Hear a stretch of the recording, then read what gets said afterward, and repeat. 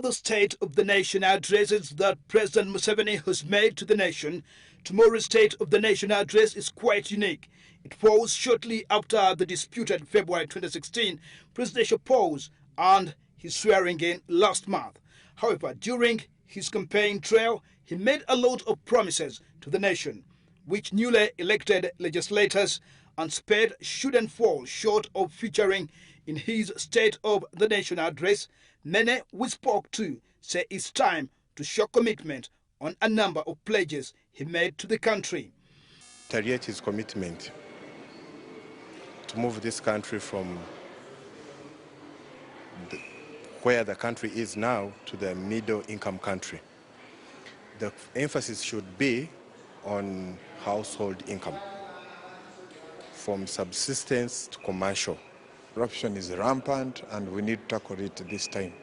We need to give it a different face. Be it a member of parliament, be it a president, be it judiciary, be it everything, local governments, we must tackle it.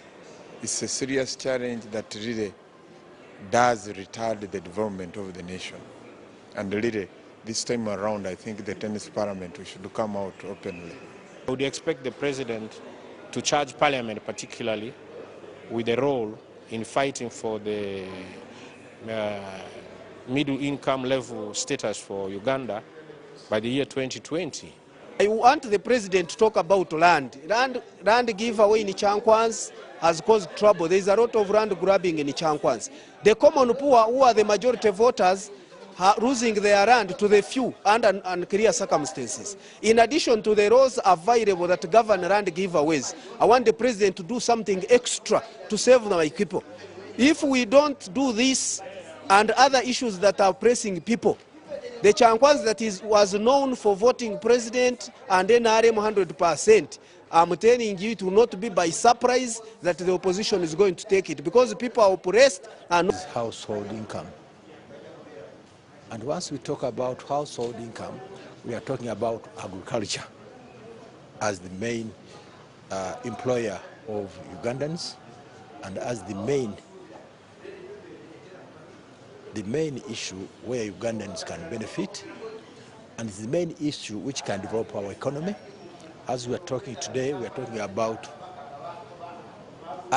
value addition. When we talk about value addition, we talk about exports. Once we talk about exports, we are talking about improving the economy. If we say we are improving the economy, that means we are bringing down the dollars. Once we do the exports, then the dollars will go down. And this means the economy will improve. But often, President Museveni has avoided so much in his State of the Nation address so far held, tackling matters of regional security, where Uganda is central at pacification of failed states in the East, Central and Horn of Africa countries. But this time round, legislators are having a mixed bag of reaction on regional security. Others are advocating for the pull-out of Uganda's forces on foreign international peacekeeping missions, more especially in countries that have failed to appreciate Uganda's role in regional security stabilization. Our president looks at Africa and the world as one unit, and his intention to help the world, in my own opinion, is getting abused by even partners whom have helped for some time. For instance, look at the Congolese brother of ours. The entire Eastern Congo relies on us Ugandan for all development spheres. So it is also very unfortunate that the very people whom we appreciate are the very people who are beginning to take us for a ride. And I think as a member of parliament, honestly, we want to ask upon the president that time is up. He must raise a red flag to some of his colleagues. Look at South Sudan. With all what we have done to help the South Sudanese have independence, even when there was almost a genocide in South Sudan, we helped them. Unfortunately, what they are paying us back, our women being raped, our people being killed, our businessmen their properties being robbed. Even government itself has not paid some of the traders in Uganda here when they made contracts with them. So there's a problem. So which, in my own opinion, we should be able to look at how to discuss some of these areas. And of course, Somalia, now that EU seems not to be helping, and even our brothers from the Western world, in my own opinion, time is up. We brought back our soldiers home. The regional issues, as you are all aware, Uganda is leading the region in security matters. It is true and is on record. You remember very well when it came to Rwanda, Uganda spearheaded. When it came to Congo, Uganda spearheaded. When it came to South Sudan, Uganda spearheaded. When it came to Somalia, Uganda spearheaded. So in the regional security, Uganda is #1 in the region. And that one makes President Museveni a champion of peace in the region and Africa as a whole.